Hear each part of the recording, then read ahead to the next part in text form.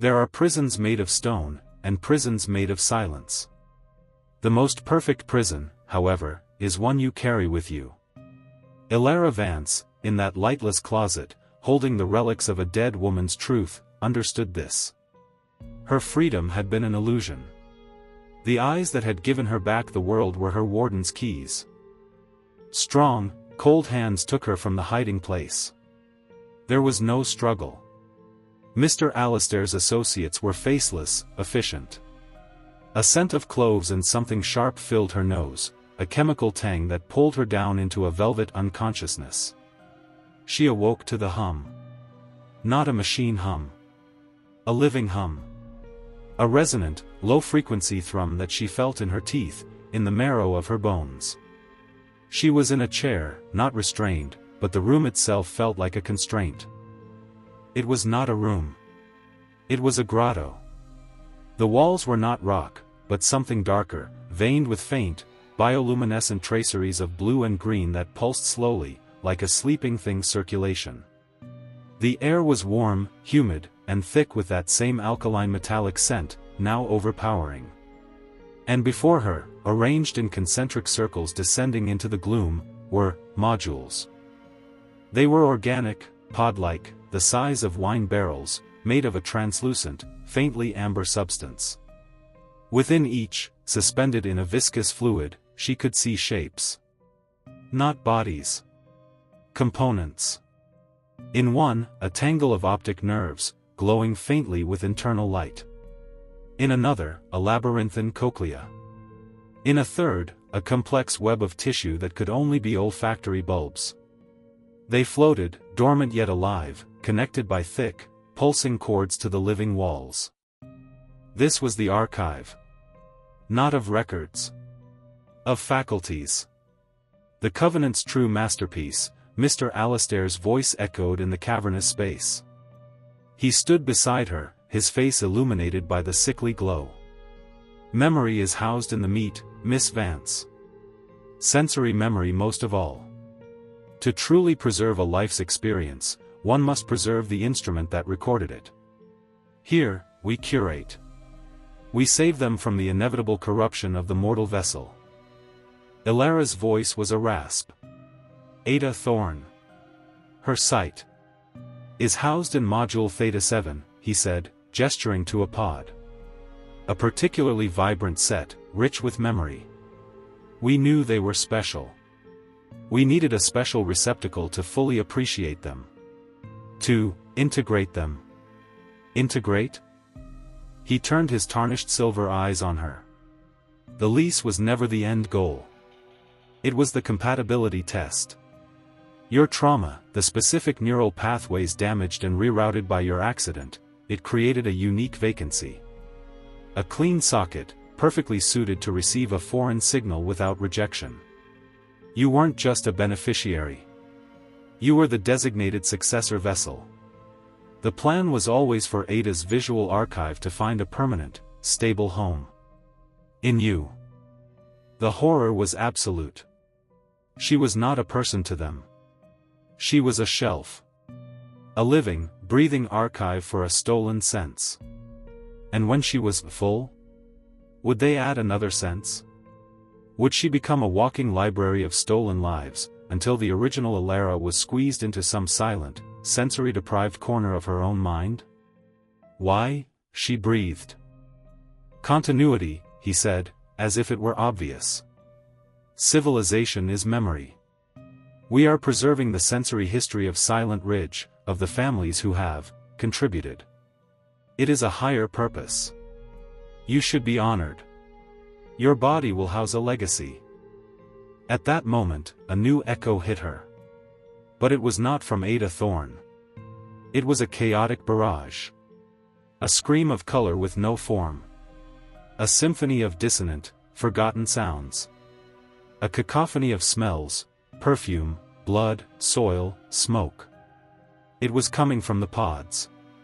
A psychic leakage from 100 archived, fragmented consciousnesses, brushing against her uniquely receptive mind. It was agony. It was also a weapon. She understood Ada's final note. Look not with their eyes, but through the cracks. The system was a closed loop, elegant and stable. But her mind, flooded with two competing sensory streams, the overwhelming present of this horror and the violent past of the archives, was a crack. A destabilizing element. She looked at Mr. Alastair, and she did not see him with Ada's eyes, or even her own. She saw him through the fractured, pain-lensed perception of the archived souls. She saw the hunger beneath his calm. The greed. Not for money, but for preservation, for control, a curator's cold lust. She let go. She stopped fighting the echoes. Instead, she opened the floodgates. She focused on the most terrifying memory Ada had given her, the mirror scream.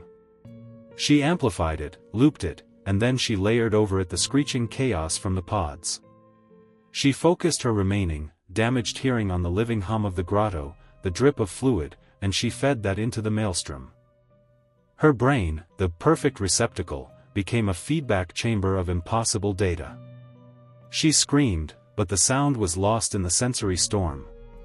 The bioluminescent lights in the walls flared erratically. The pods around her shuddered. Amber fluid sloshed against their translucent skins. Mr. Alastair's composure shattered. "Stop. You'll destabilize the archive." He lunged for her, but his movement was caught in her distorted perception, a slow, jerking motion through a soup of screaming color and sound.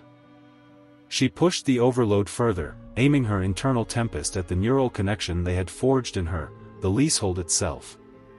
She imagined it as a physical cable, glowing and hot, and she poured every volt of psychic agony into it, demanding it break. A sound like tearing silk, inside her skull. The world flickered. For a second, she was blind again. Then sight returned, but it was hers. Muddled, damaged, but hers. The overlays, the echoes, were gone. The psychic scream from the pods cut off abruptly. The grotto was in disarray. Lights stuttered. One of the smaller pods had cracked, viscous fluid leaking onto the floor. Mr. Alastair was on his knees, hands to his temples, a low moan escaping him. The system, so reliant on delicate psychic harmony, had been hit with a dissonant hammer. She didn't think. She ran. Up unfamiliar passageways carved from the living rock, guided by a primal instinct for air, for light. She burst out not through the Covenant Hall, but through a cellar door hidden in the woods on the edge of town. She didn't look back. The city was a bombardment of noise and light, a beautiful, terrible chaos. Elara's sight was unstable. Colors sometimes bled. Depth perception faltered. She saw faint afterimages, not of memories, but of the world a second prior, like a persistent ghost of the present. The neurologists called it synaptic hyperlability, a result of unprecedented neural trauma. They could not explain the old, square-cut amethyst ring she now wore on a chain under her clothes, its cool weight a comfort. She had found that the developer, from Ada's note. A retired, paranoid photojournalist living off-grid. He developed the film from the canister, his hands trembling not with age, but with recognition. The photographs were not of a symbol. They were of a chamber. Older, cruder than the one she'd seen, deep beneath the silent ridge church. On its walls were carvings of the sigil, yes. But also carvings of beings, vague, elongated things, receiving offerings from kneeling human figures. The offerings were not goods. In the crude artistry, they were depicted as streams of light flowing from the human's eyes, ears, mouths, into the beings. The final photo was of Robert Thorne himself, a flashlight illuminating his horrified, triumphant face as he pointed at the largest carving. His mouth was open in a shout. The caption, written later by Ada on the border, was clear: feeding protocol. The archive is not a library. It is a larder. We are the cattle. Our senses are the meat. Elara sits in her modest apartment, the city's glow painting her windows. The visions are mostly quiet. But sometimes, in the quietest hour of the night, if she stares at a blank wall long enough, she sees it. Not an echo. A resonance. A faint, pulsing pattern, the same color as the bioluminescent veins in the grotto. It swims just below the surface of reality, then fades. She has kept the paintings she made in the months after her escape. They are not landscapes. They are maps. Maps of the living archive. Maps of the sigil. Maps of the hunger behind the quiet. She is not cured. She is aware. And she knows, with a certainty that is colder than fear, that silent ridge is still there. The Covenant is still curating. The archive is still hungry. And a larder, once it has tasted a particularly compatible piece of meat, does not easily forget. She looks at her reflection in the dark window. Her eyes, once blind, then borrowed, now, changed. They see the city.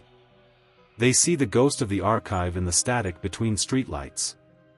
And sometimes, in the very edge of her vision where the brain fills in the blanks, she sees a figure. Not Ada Thorne. Never Ada again. Ada's scream had been delivered, her message, passed on. The figure is fainter, more abstract. A suggestion of a tall, broad-shouldered shadow, or the afterimage of a man with a flashlight, mouth open in a silent shout. Robert Thorne, perhaps.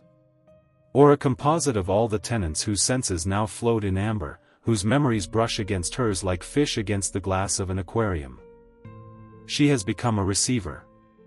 Not for a single signal, but for the low-frequency hum of the archive itself. Her neurologist calls it persistent associative synesthesia and prescribes pills that make the world bland and the ghosts recede. She does not take them. The ghosts are the only proof she isn't mad. They are the receipt for a transaction made in her flesh, the fine print etched onto her neurons. She keeps the paintings rolled in a tube, not displayed. They are evidence, but of what crime? A crime with no body, only stolen senses. A crime that writes its laws in neural pathways and calls it charity. Who would believe her? The police would see a traumatized woman with brain damage and paranoid art. So she tells her story to the empty room, to the recording device on her phone. She structures it, gives it a name, the Sensory Tenants. She speaks of the crash, the darkness, the offer, the echoes. She describes the scent of ozone and wormwood, the cold of the slab, the exact hue of the amethyst in Ada's ring. She paints with words the grotto of living pods, the hum in the bones. She does not shout. She narrates, with the calm precision of an archivist cataloging a nightmare. Perhaps one day, she will release these recordings. Perhaps they will find their way to another desperate soul, another perfect receptacle, being courted by a man in a charcoal suit with a voice like a closing vault. Perhaps the warning will land in time. But for now, she lives in the interstice. Between the seen and the remembered. Between the real and the archived. She has learned to navigate the double vision. The faint, pulsing lattice that sometimes overlays the world is her new North Star, a map of the infection, yes, but also a shield. When she sees it intensify, she knows to look away, to break her focus, to flood her mind with the loud, garish, beautifully vulgar reality of the city.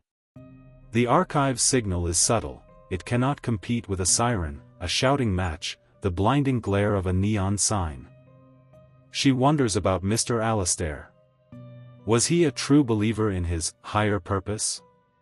Or was he just another tenant, paying off a debt so vast it required the currency of other people's lives?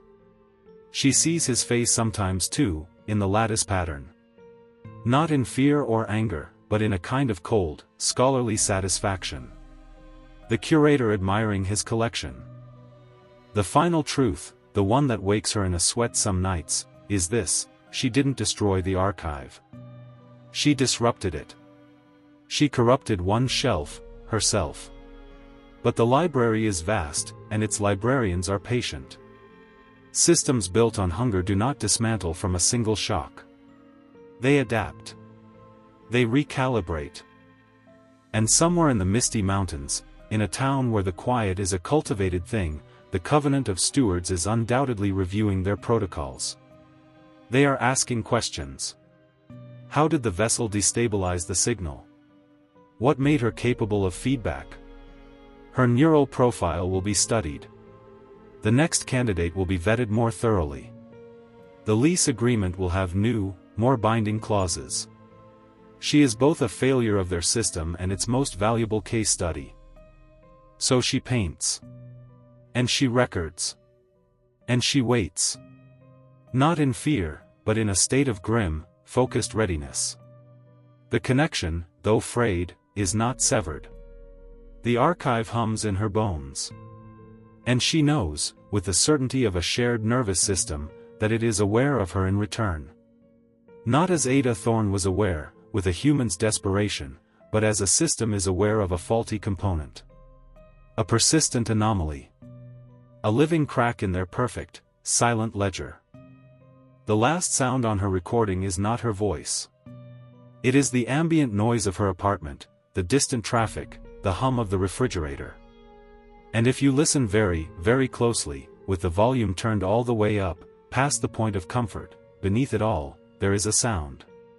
Or perhaps it's a trick of the mind, an auditory pareidolia.